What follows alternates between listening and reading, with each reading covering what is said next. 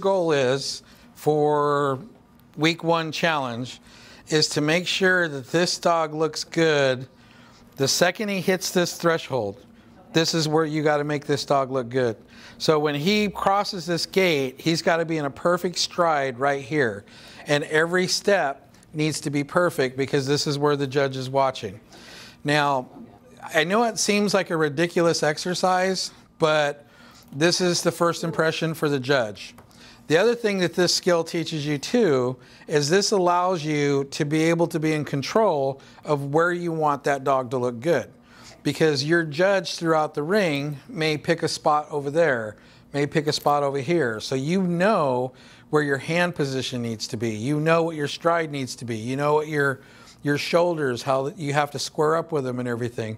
All these things have to be perfect in order for you to make future steps look good. Yeah. So for instance, if I come in here and I'm a little too tight on my lead right here, then I'm going to see that in this dog's gait when he comes into the ring. But then I realize that I'm too tight on that lead, so I drop my hand down, I fix my body posture, but what's going to happen is that's not going to come into play until the dog is about here. Yeah. Because whatever I do first is going to affect the steps in the future. So you've got to make sure that you have it together out there so that whatever you do there affects the steps right here. Yeah. And that's where most people mess up. Because what they'll do is they'll come into the ring here and they'll try to make everything perfect, but now it's too late. Because if you try to make everything perfect here, that's not going to affect the dog till over there. Does that make sense? Yeah. Okay, so let's see what you got.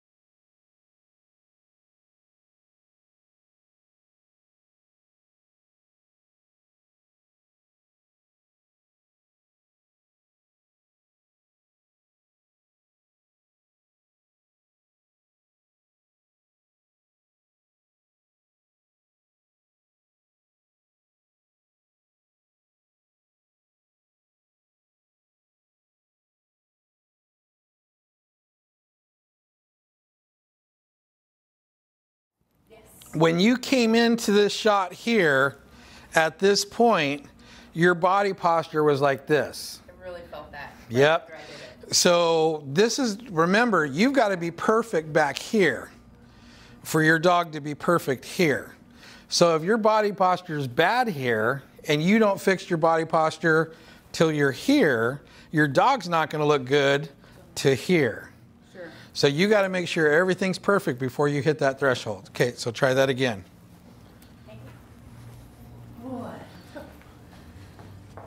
That looked good. So you'll look good going out of the ring. And you tell the judge, man, I picked the wrong dog.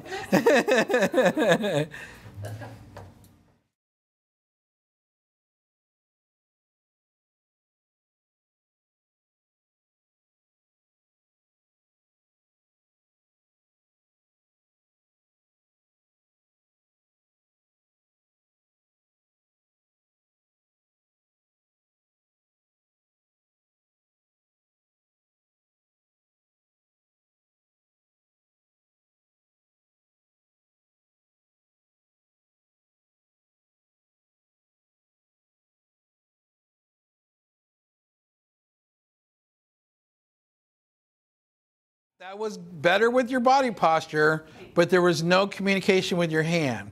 So what we got a shot of here was your dog looking over this direction. Yeah. So here, I would have backed up here, make sure that that dog knows where that hand is, and make sure that you got good body posture, good stride, and your dog is following that hand.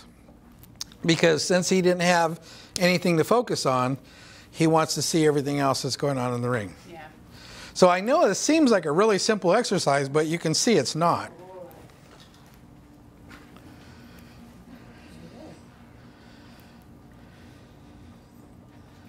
Let's go.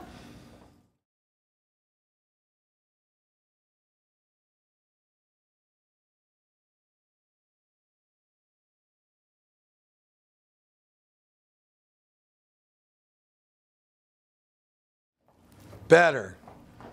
Yep, that was close. See if we can do it one more time perfectly. You do excellent going out. I don't know what that says about me. Yeah, I know.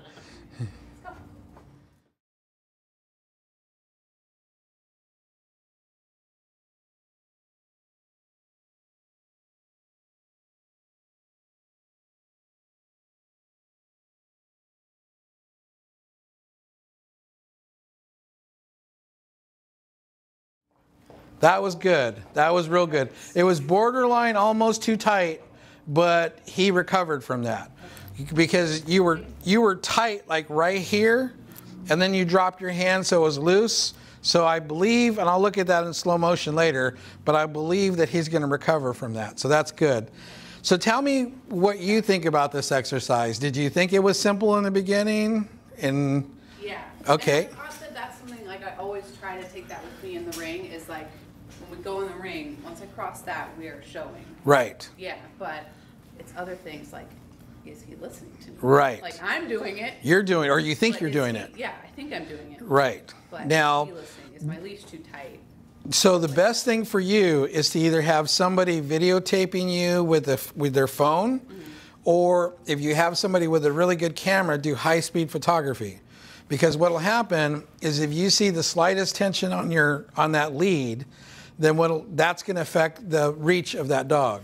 If your lead is not completely loose, then what will happen is you'll see that when the dogs go to reach, they take their front paw like this and don't fully extend. Okay. When you have a loose lead and they have direction and good body posture, you get very balanced, reached, and drive. So go ahead and try one more time. Let's go. Good. Woohoo. Ooh, that was good. Are you ready? Let's go.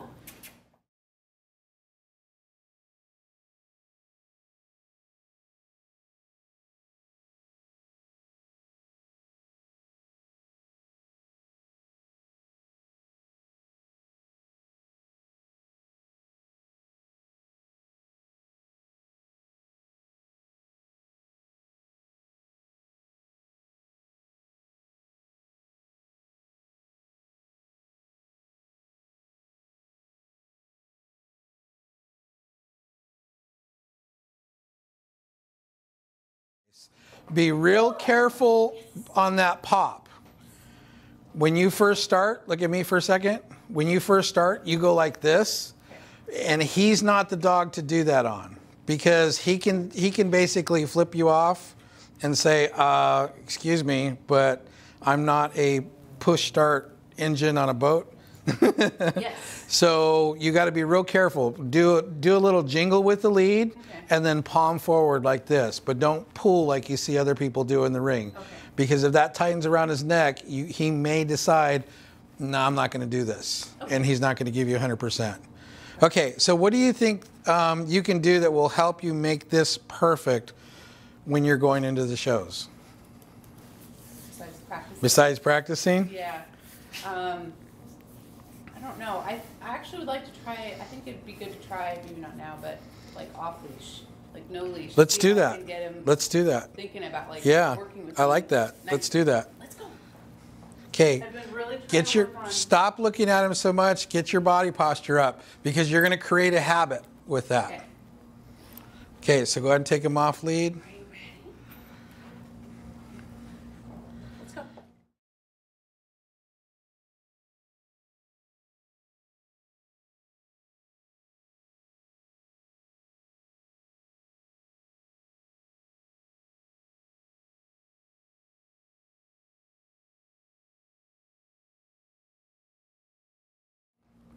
That was good. It took a little while longer to get it started, and you got to be careful with your hand because your hand is bouncing.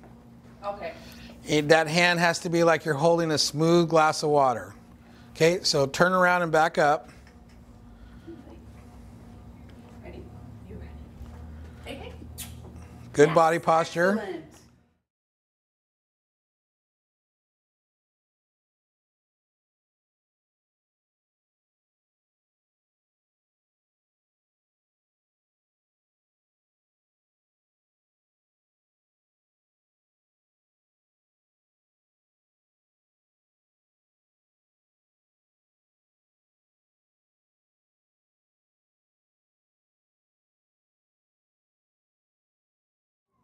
He didn't look good till he was right about here. When you go out of the ring, you're very loose and very comfortable. But when you go into the ring, you're very tense. And he's basically showing that. So what you've got to do is you got to be nice and loose, comfortable. You cannot focus on him. No eye contact with him. He's got to focus on that hand. Because when you focus with him on eye contact, he actually paces right here and then breaks into a gait somewhere here. And the last time he was pacing right into the ring here and then broke into a gait. So you've got to be relaxed. You have to have good body posture, and you've got to get him to focus on that hand. So let's try that again. You ready? Okay. We're together. Yeah. Let's go.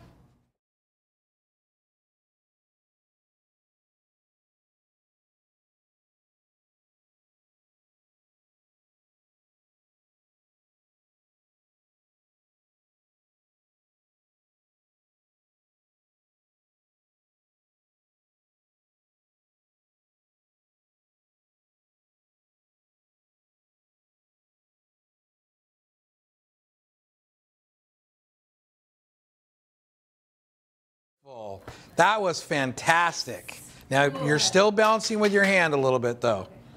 Keep it smooth. Keep it smooth. You're still bouncing. You're running like a girl. Okay, so what you should do without your dog is get a glass with your favorite beverage,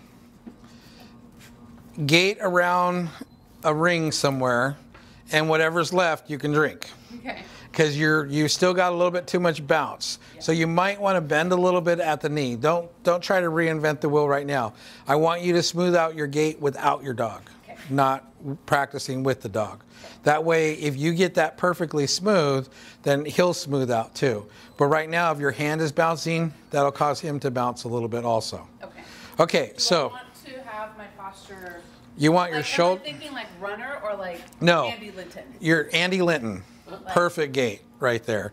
You're like standing up. Like, yep. Okay. You're standing perfectly straight. Well, think about this. And even for a real runner, if you're leaning forward like this, you're not going to be a good runner.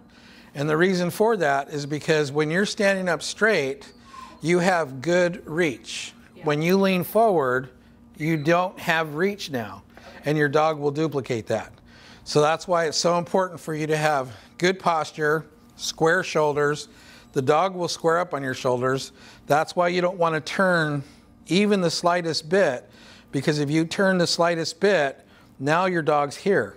Sure. And then you're having to pull the dog up. But if your shoulders are square, your dog will be by your side. If you want your dog to lean out or lead out, then you put your shoulder forward like that. So your body is telling your dog everything it needs to know, and your hand is giving the direction. Palm forward, go forward. Palm this way, get away from me a little bit. Palm in, come closer to me. Palm back, wait here while I get in front. So this has got to be very, very consistent, because then you can do stuff like that, and this dog will just automatically do it without you having to look at it. Okay?